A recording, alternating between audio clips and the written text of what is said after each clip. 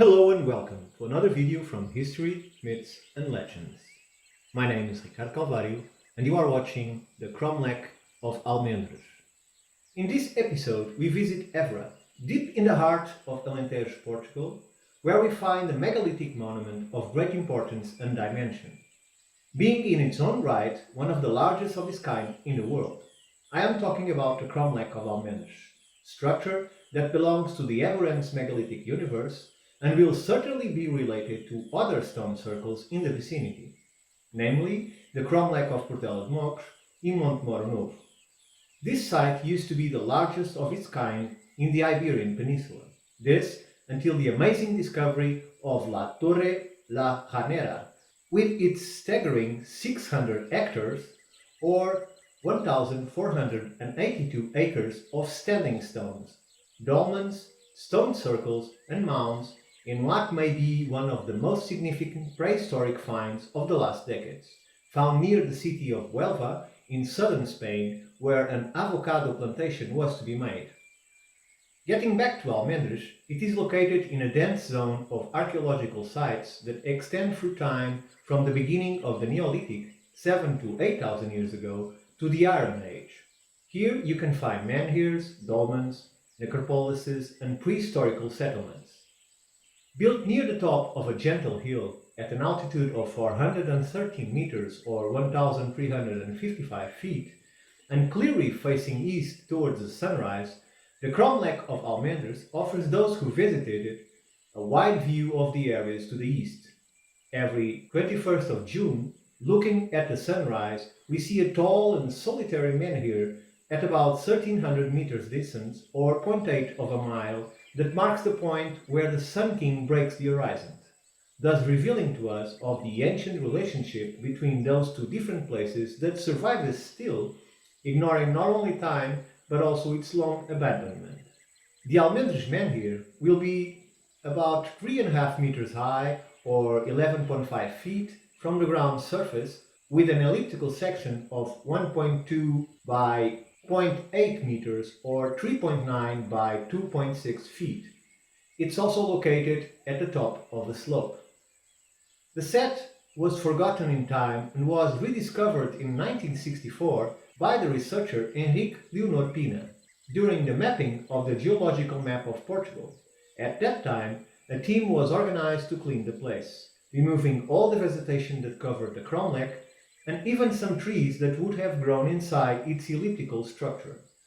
Several ceramical pieces and a polished stone axe were found at that time. After several studies carried out on the spot by different academic areas, it is believed that there were 3 different phases of construction. At the end of the Old Neolithic, towards the end of the 6th millennium BC, a set of small monoliths was erected.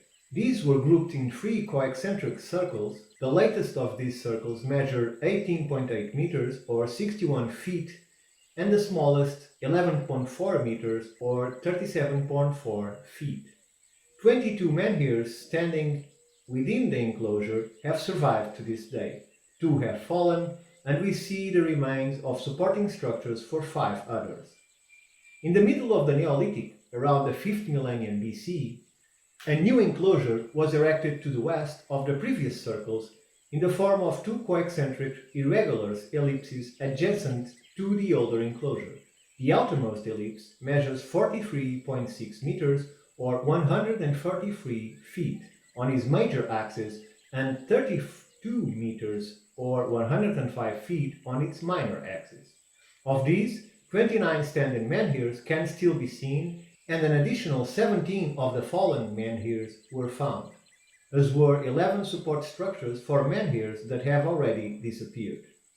In the late Neolithic, already in the 3rd millennium BC, the 2 enclosures were clearly modified, especially the smaller one, which was transformed into a kind of atrium for the larger enclosure, having likely served them to guide the entry into the elliptical enclosure, apparently a necessary alteration to the evolution of the socio-religious solemnities that took place there.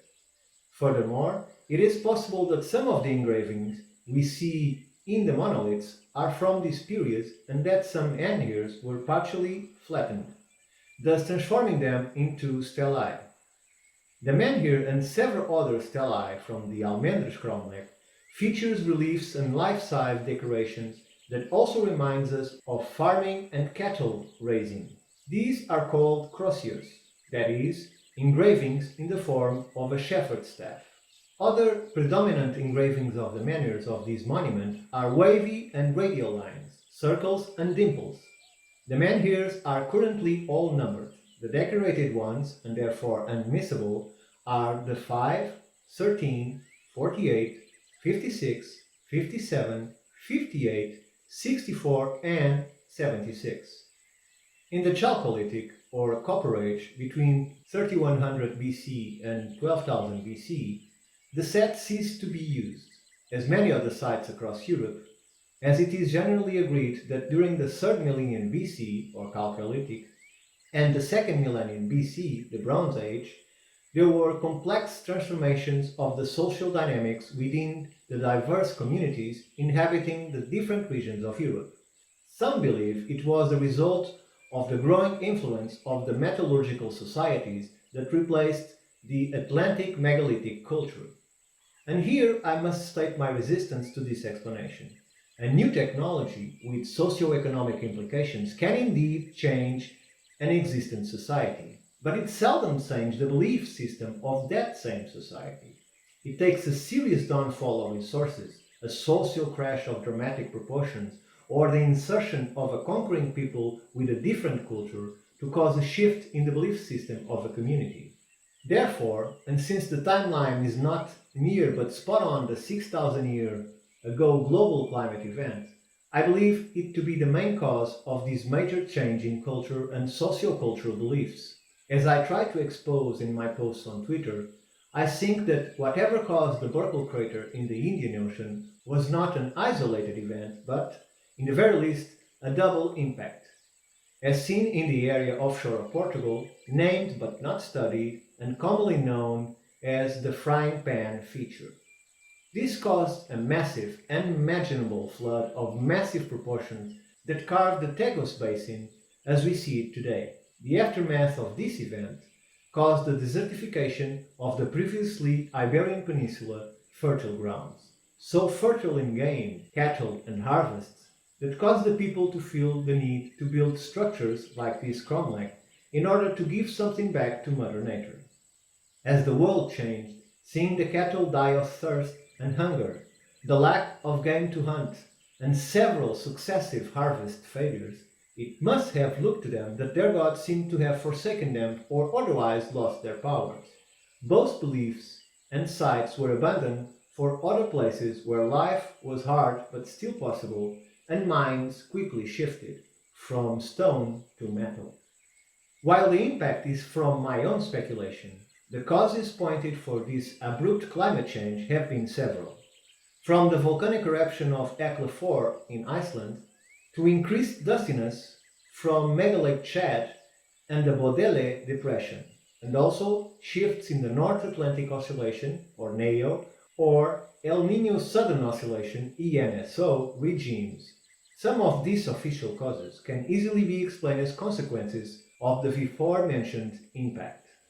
Also interesting, and supporting my own interpretation from the present-day land morphology, is the change from open societies of the plains to settling and building fortified communities atop hills that are called motilas. The lack of resources appears to have raised the necessity to protect them from others. As in any other end cycle event, those that survive and have a plan will have to contend not only with the elements, but most likely their worst threat will come from other humans, some less prepared and desperate, others well organized that efficiently covet and steal of what others produce and have. We can see how the today recognized sites of megalithic significance are all on the borders of the massive tsunami limit area of actuation, except for a few high ground areas that also survived or were later on crowned with megaliths in the places where the survivors conglomerated to escape the fury of the waters. As strange as this devotion to natural forces may seem to us, we must try to visualize the previous long period of modern plenty a paradise that lasted for a staggering 2,000 years, allowing the use of time for the edification of these astonishing works of engineering, something not repeated anywhere on Europe to this day. Unless we consider the medieval warm period, during which the cathedrals that we see today as magnificent works of engineering were constructed. As for the megaliths, built and used for 2,000 years from 6,000 to 4,000 years ago, the subject of this video, the Cromlech of Almendres, like others of its type, must have been a multifunctional site, a real social monument, created according to a precise project and objective purposes, capable of organizing the space in physical and psychological terms, structuring as a central place the territory around it. Archaeologists believe that at least one community lived about 100 meters or 328 feet from the site to the east. Being so, it was also a place for social aggregation and cohesion, given the effort made to build it, and a symbol of political religious authority within the populations of this time and place. Under this perspective, it is possible that its form and placement are indicative of functions connected with astral observations and predictions, and in a different level to fertility ritualized practices. Not only the members of the community, but mostly of the fields and animals, linking the economical and magical aspects of their religion's practice and beliefs into one. However, only the human fertility ritualistic traditions were kept, and were still being done when I was a child. The land changes, but human needs remains the same, it seems. Almendres has been a property of public interest since 1974, but it was only on January 29th of 2015 that its unquestionable archaeological and scientific merits were finally recognized, when the Portuguese Council of Ministers reclassified it as a national monument. Being easy to find, although only by dirt road in the last kilometers and miles, it is well worth a visit either solo, accompanied, or with family. There are several explanatory signs on site and a spacious car park. Thank you all for watching to this point, and if you enjoyed this video, please subscribe to the channel, please like the video, and don't hesitate to comment. My name is Ricardo Calvario, and you can find my work and contacts in the link below the video. Until our next meeting.